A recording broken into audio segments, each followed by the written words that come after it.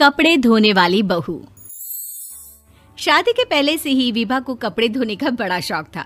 कभी नल के नीचे तो कभी तालाब के पास। अरे मेरी नीली वाली लुंगी नहीं दिख रही है। विभा की अम्मा, कहाँ रखी है लुंगी? अरे वो तो विभा ने परसों ही धोकर रखी थी आपकी अलमारी में। देखो वहीं होगी। वो ना मैंने आज धो दी, मुझे लगा कि गंदी हो गई होगी। अरे कैसे गंदी हो गई थी? उसे तो मैंने पहना भी नहीं। हे भगवान, इस लड़की के कपड़े धोने की आदत से परेशान हो गया हूँ मैं। जितना तो घर में राशन नहीं आता उससे कहीं ज्यादा डिटर्जेंट पाउडर का खर्चा है। इसकी शादी करवा दो, शादी। जाए अपने घर में ही करे काम, फिर चाहे घर के कपड़े धोने हो या पूरे गांव के।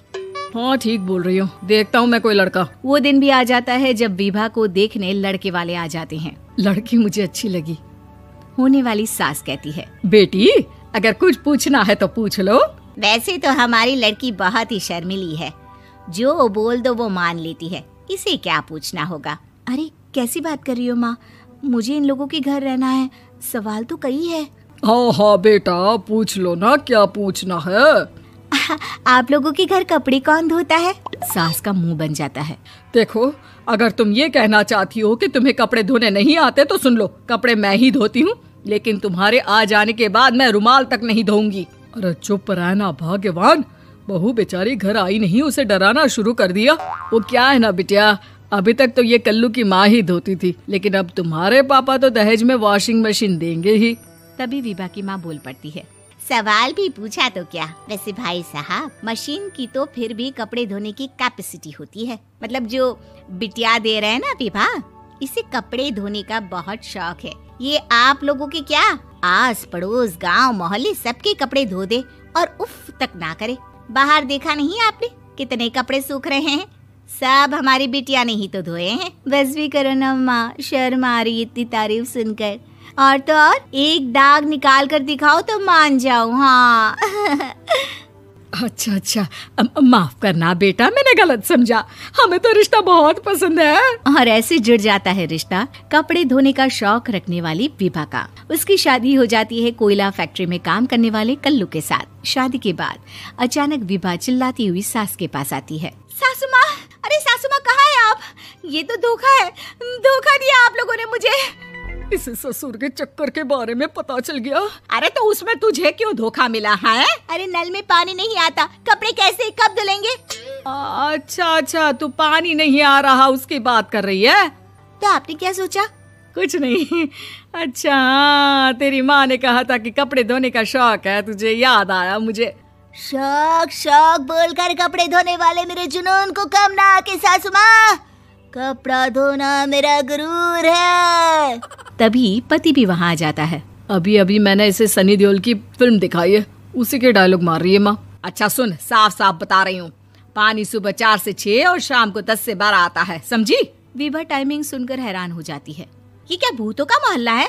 सुबह 4 बजे उठकर कौन कपड़े धोता है? 4 बजे टंकी में पानी जाता है, फिर सारा दिन धोना ना, किसने मना किया? अरे कैसी बात कर रही हैं? 200 लीटर की टंकी में कितने कपड़े धो लूंगी मैं? सुबह ही उठ जाऊंगी मैं। अब क्या था, विभा सुबह 4 से लेकर रात के 12 बजे तक कपड़े ही धोती रहती। एक रोज सास पड़ोस से निकलकर कहीं जा रही होती है कि साथ वाली कहती है, हाँ कल्लू की माँ, जरा ये बताओ कि 2 साड़ी है, 2 ब्लाउज और एक पेटीकोट और एक नाड़े वाला लंबा कच्छा। हाँ तो? अरे तो क्या, कितना लोगी धुलाई ये बताओ। धोबन दिख रहे हैं हम क्या? हमारे पति सरकारी नौकरी से अभी अभी रिटायर हुए हैं और बेटा सुपरवाइजर है कोयला फैक्ट्री में। धोबन समझ रखा है हमें। हाय रे कल्लू की अम्मा, माफ कर दो, वो तो मोहल्ले में यही सब बता रहे थे कि तुमने बहू को कपड़ा धुलवाने के काम में लगा दिया है। सास को पड़ोसन की बात सुनकर गुस्सा आ जाता है। वो घर पहुंचती है जहां घर के बाहर ही इतने सारे कपड़े सूख रहे होते हैं जितने कि किसी धोबन के घर पर। अरे ओ कल्लू की दुल्हन, बाहर निकल। माँ जी यहीं आ जाओ, बाथरूम में चादर धो रहे हैं हम। अरे अभी हम धोते हैं, तुमको बाहर निकलो। ये आस पड़ोस वाले बोल रहे हैं कि हम बहू से कपड़े धुलवा धुलवा कर उसे कपड़ा धोने वाली बना दिए हैं। अरे छोड़ो ना माँ जी, किन लोगों की बातों में आती हो? आस पास के लोगों का तो काम ही होता है कि वो किसी तरह सास बहू को लड़ा दे। बहू सारे घर के कपड़े धोती है, ये क्या कम है? बोलिए। सास को भी लग जाता है कि वो बहू का ये सनकीपन नहीं छुड़वा सकती, इससे अच्छा है कि खुद ही चुप हो जाए।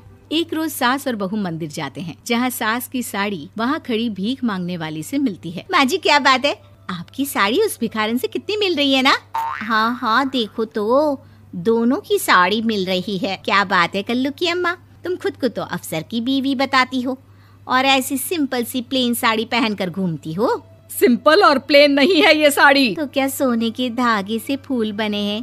कुछ भी सासू माँ, कुछ भी। हाँ बने थे इस साड़ी में सोने के धागे से फूल। मेरे पति लेकर आए थे मद्रास से स्पेशली मेरे लिए 10,000 की। ताहे भाई साहब इस भिखारन के लिए भी सेम टू सेम साड़ी लेकर आए होंगे 10,000 की। सास उस वक्त तो कुछ नहीं कहती, लेकिन बहू के साथ घर आती है और अलमारी से एल्बम निकाल कर लाती है। ये साड़ी देख रही है, ये वही साड़ी है जिसे मैंने अभी पहना था।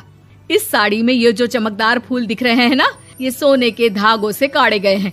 लेकिन तू लोकल वॉशिंग मशीन ब्रश से घिस घिस कर सारे फूलों को निकाल कर साड़ी प्लेन कर दी।